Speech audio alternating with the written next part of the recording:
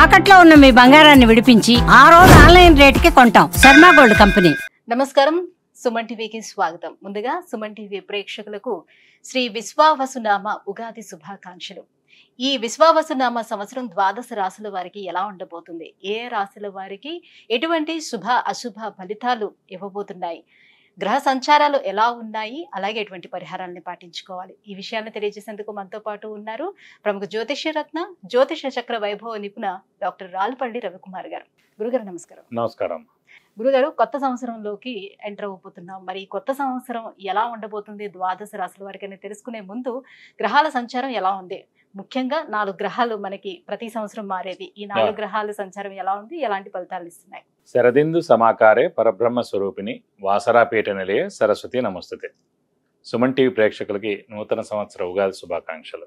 మెయిన్గా ఏంటంటే ఈ సంవత్సర ఫలితాలు ఇప్పుడు చెప్పుకుంటున్నాం కాబట్టి ప్రతి నెల ఏంటంటే మాస ఫలితాలు చెప్పుకుంటున్నాం కాబట్టి మాస ఫలితాలు చెప్పుకున్నప్పుడు ఏంటంటే రవి 1 మంత్కి మారుతాడు ప్రతి నెల, అలాగే బుధుడు 20 డేస్, శుక్రుడు 20 రోజులు, అలాగే కుజుడు 45 రోజులు, అలాగే శుక్రుడు 20 రోజులు, చంద్రుడు అంటే ప్రతిరోజు ఒక్కొక్క నక్షత్రం మారుతుంటాడు. ఒక మెయిన్గా మటుకు గురువు, రాహు, కేతు, శని అండి. ఈ 4 కూడా ఏడాది పాటు ఇంచుమించుగా ఉంటారు కాబట్టి గురువు ఉన్నారంటే సంవత్సర కాలం పాటు అక్కడే ఉంటారు. అలాగే రాహు ఉన్నారనుకోండి, కేతు 1.5 ఇయర్ ఒక రాశి నుంచి ఇంకో రాశికి మారడానికి పడుతుంది. అలాగే శని ఉన్నారంటే 2.5 ఇయర్స్ మారుతారన్నమాట. కాబట్టి ముఖ్యంగా ఏంటంటే అందుకే ఈ సంవత్సర ఫలితాలు చెప్పుకున్నప్పుడు ఏంటంటే మెయిన్గా గురువు, రాహు, కేతు, శని యొక్క మార్పులు ఏంటనేవి తెలుసుకోవాలి. ముందుగా శని వచ్చేసి మనకి 30వ తారీఖు మార్చి నెల 2025 నుంచే మనకి కుంభరాశి నుంచి మీన రాశిలోకి ప్రవేశిస్తున్నాడు. అదే రోజు ఉగాది అయింది, అదే రోజు శని కూడా మారుతున్నారు. అలాగే రాహు, కేతులు వచ్చేసి మనకి 18 మే 2025. రాహు మారంటే కేతు కూడా మారుతాడండి. అందుకే చూడండి ఎప్పుడు కూడా జాతకంలో రాహు ఆపోజిట్ కేతు ఉంటారు. నవాంశలో తీసుకున్నా కూడా రాహు ఆపోజిట్ కేతు ఉంటారు. ఎవరైనా చేతితోటి వేసి ఇచ్చినప్పుడు మర్చిపోయి రాహుకి పక్కనే కేతు వేయడం, లేదంటే రాహుకి 3 గళ్ళు పక్కన కేతు వేయడం వేస్తూ ఉండొచ్చు తెలియక వాళ్ళకి. సో ఎప్పుడు అలా కాదండి, రాహు ఆపోజిటే కేతు ఉంటారు. ఇంకోటి ప్రతి గ్రహం కూడా క్లాక్ వైజ్ తిరుగుతుంది, ఒక్క రాహుకేతువులు మటుకు యాంటీ క్లాక్ వైజ్ తిరుగుతుందన్నమాట. కాబట్టి రాహుకేతువులు మటుకు ఏనార్థం ఒక రాశి నుంచి ఇంకో రాశి మారుతారు. అతనేమో 18 మే 2025 నుంచి ముఖ్యంగా రాహు వచ్చేసి మనకి కుంభరాశిలోకి వస్తాడు, అలాగే కేతు వచ్చేసి మనకి సింహరాశిలోకి వస్తారు. వీళ్ళిద్దరు కూడా ఏనార్థం పీరియడ్ అక్కడి నుంచి ఉంటారు 18th మే నుంచి. నెక్స్ట్ వచ్చేసి మన గురువు, ముఖ్యంగా ఏంటంటే గురువే ఇంపార్టెంట్. అందరూ అనుకుంటారు గురువు మార్పు మళ్ళీ వస్తుంది. గురువు ఏ రోజైతే మారుతాడో ఆ రోజే పుష్కరాలు స్టార్ట్ అవుతాయండి. ఇదే రూల్ అనమాట. సాధారణంగా గురువు ఏ రాశి నుంచి ఏ రాశి మారుతాడు మనం అనుకుంటుంటాం. మన జాతకం చెప్పినప్పుడు కూడా మన రాశి నుంచి 2వ స్థానంలో, 5వ స్థానంలో, 7వ స్థానంలో, 9వ స్థానంలో, లాభస్థానంలో గురువు ఉన్నప్పుడు మన శుభ ఫలితాలు చెప్తుంటాం కదా. సో అందరూ అనుకుంటుంటారు అబ్బాయి ఎప్పుడు మన రాశి నుంచి 2nd హౌస్ వస్తుంది, ఎప్పుడు మన రాశి నుంచి 5th, 7th, 9th, 11th వస్తుంది. సో వాళ్ళకి ఒకటే నమ్మకం ఏంటంటే ఈ రోజైతే పుష్కరాలు స్టార్ట్ అవుతాయో ఆ రోజు గురువు ఒక రాశి నుంచి ఇంకో రాశిలోకి మారుతున్నట్టు మనం ఈజీగా గుర్తించవచ్చు.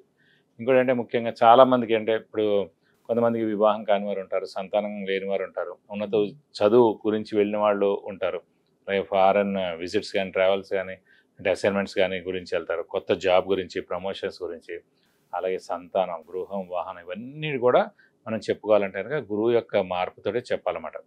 కొన్ని రాష్ట్రాల వాళ్ళకి లాస్ట్ 2 ఏళ్ళు లేదనుకోండి, ఈ ఏడాది ఉంటుంది. అంటే ఆ ఏడాది వాళ్ళకి 2వ స్థానం కానీ, 5వ స్థానం కానీ, 7వ స్థానం కానీ, 9 కానీ, 11లోకి వచ్చినప్పుడు ఆ సంవత్సర కాలం పాటు. ఓవరాల్ గా అంటే ఈ 4 గ్రహాల మార్పుతోటి దేశవ్యాప్తంగా ఎటువంటి మార్పులు చోటు చేసుకునే అవకాశం ఉంటుంది? ఆర్థిక పరంగా కానివ్వండి, అంటే ఆర్థిక పరంగా ఇవన్నీ కూడా ఎక్సలెంట్గా ఉంటాయి. ఎందుకంటే బుధుడు మెయిన్ వ్యాపార కారకుడు ఎవరికైనా సరే. ఆర్థికానికేమో బుధుడు అవుతాడు, అలాగే గురువు కూడా అవుతాడు. గురువు వచ్చేసి మనకి సంచారం మిథున రాశిలోకి వస్తున్నాడు.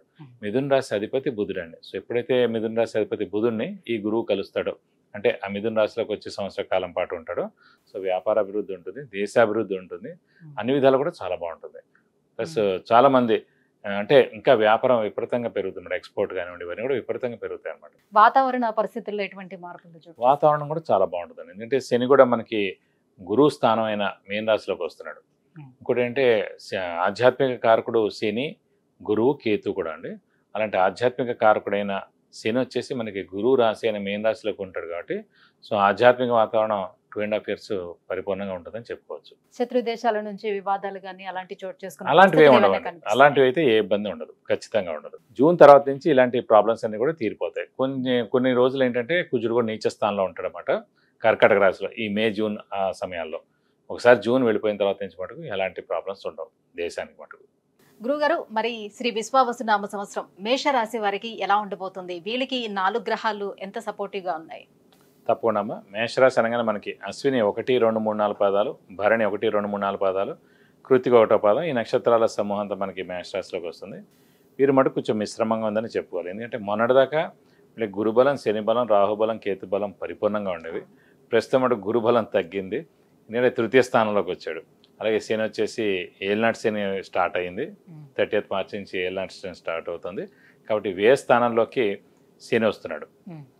రాహుని తీసుకుంటే మనకి లాభస్థానంలోకి వస్తున్నాడు, అది పర్వాలేదండి. అలాగే కేతు వచ్చి మనకి పంచమ స్థానంలో ఉన్నాడు, అది కూడా పర్లేదు. సో రాహు కేతుల బలం పరిపూర్ణంగా ఉంది కాబట్టి ఏలినాటి శని ఎఫెక్ట్ మనకు ఖచ్చితంగా, అంటే ప్రస్తుతం వెంటనే స్టార్ట్ అయింది కాబట్టి ఇప్పుడే ఎఫెక్ట్ ఏమి ఉండదు.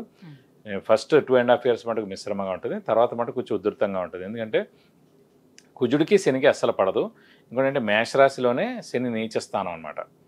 సో కాబట్టి ఆ సెకండ్ ఫేజ్ ఎప్పుడైతే వస్తుందో అప్పుడు శని నీచ స్థానంలో అక్కడ ఉంటాడు కాబట్టి మేషరాశి వారికి అప్పుడు కొంచెం ప్రాబ్లమ్స్ ఎక్కువగా ఉంటాయి. ఇప్పుడు మటుకు ఈ 2.5 years మిశ్రమంగా ఉంటుందని అనుకోవచ్చు. ప్రస్తుతం అయితే మనకి అయితే గడిచిన కాలాన్ని వాళ్ళు స్మరణ చేసుకుంటుంటే బెస్ట్. మే 15 దాకా మనకు ప్రస్తుతం గురుబలం ఉంది కాబట్టి ఈ 2 నెలల మటుకు కొంచెం ఏమైనా బాగా హార్డ్ వర్క్ చేస్తే కనుక ఉద్యోగం విషయంలో కానివ్వండి, వివాహ విషయం కానివ్వండి, సంతాన విషయం కానీ ఇవన్నీ ఏమైనా కూడా బాగా వెంటనే కష్టపడితే కనుక మే 15 దాకా ఛాన్స్ ఉంది. ఒకసారి గురుబలం తగ్గిపోయిందంటే కనుక బాగా కష్టపడితే కానీ పని అవ్వదు. ఇప్పుడు వెంటనే అవ్వడానికిను ఒక 6 నెలలు ఏడాది తర్వాత అవ్వడానికి చాలా తేడా ఉంటుంది. సో గురుబలం ఎప్పుడైతే ఉందో లాస్ట్ ఇయర్ అంతా కూడా ప్రతి మాస ఫలితంలో చెప్పుకుంటూ వచ్చేవాళ్ళం మేషరాశి వాళ్ళకి. గురుబలం ఉంది, శని బలం ఉంది, రాహు బలం ఉంది, కేతు బలం ఉంది. కాబట్టి ఏంటంటే వాళ్ళు అంటే వెంటనే వాళ్ళు కనుక పని స్టార్ట్ చేసిన, హార్డ్ వర్క్ చేసిన తప్పకుండా వాళ్ళకి పనులన్నీ జరిగి ఉండేవి.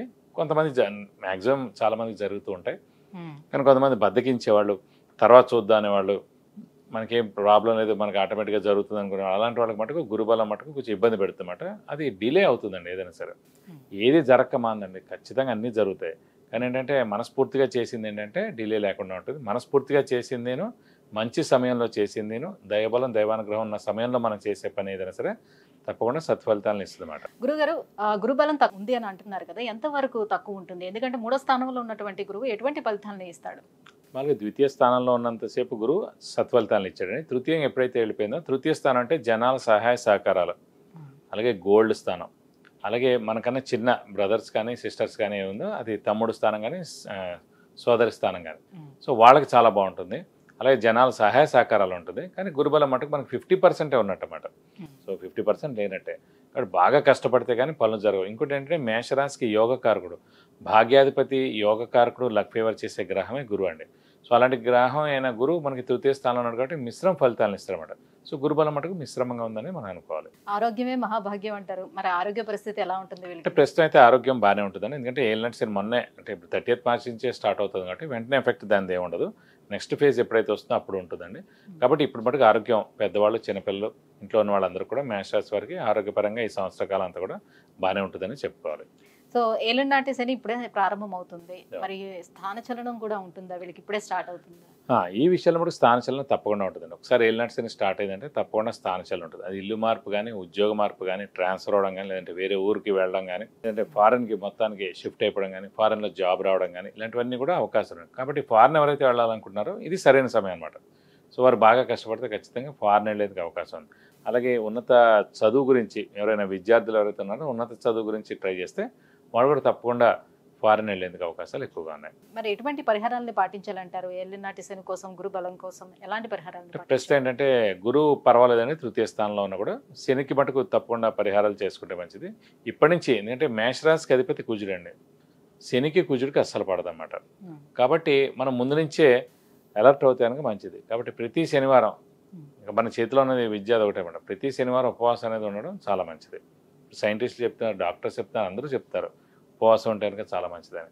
ఇది ఎప్పటి నుంచో మన ఋషులందరూ చెప్తారు. కాబట్టి ఏదైతే గ్రహం బాగాలేదో ఆ రోజున మనం ఉపవాసం ఉండడం చేతన నేను మాడిపోయి ఉంటున్నాను, నేను కడుపు కాలిపోయి ఉంటున్నాను, సో అప్పుడు ఆ ఎఫెక్ట్ ఏం పడదన్నమాట. పోన్లే పాపం వాడు మన గురించి ఇదిలో ఉన్నాడని చెప్పి ఆ ఎఫెక్ట్ కూడా ఎక్కువ పడదు.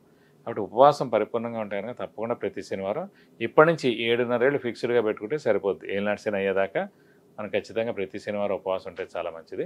అలాగే శివుణ్ణి లేదంటే ఆంజనేయ స్వామిని ఎక్కువగా ఆరాధిస్తే చాలా మంచిది. ప్రతిరోజు శివుడు అష్టోత్తరం కానీ లేదంటే ఆంజనేయ స్వామి అష్టోత్తరం చదువుకున్నా కూడా మీకు అన్ని విధాలా మంచి చేకూరుతుంది. విద్య, ఉద్యోగం, వివాహం, విదేశీయానం, ఆరోగ్యం అలాగే ఐశ్వర్యం వీటన్నిటి గురించి తెలుసుకోవాలంటే కింద స్క్రోల్ అవుతున్నటువంటి నెంబర్లకి కాల్ చేసి గురువుగారు అపాయింట్మెంట్ పొందవచ్చు. గురువుగారు, ఈ విశ్వావసునామ సంవత్సరం మేషరాశి వారికి ఎలా ఉండబోతుంది, ఎలాంటి పరిహారాన్ని పాటించుకుంటే బాగుంటుంది, ఈ విషయాన్ని తెలియజేసినందుకు ధన్యవాదాలు. నమస్కారం.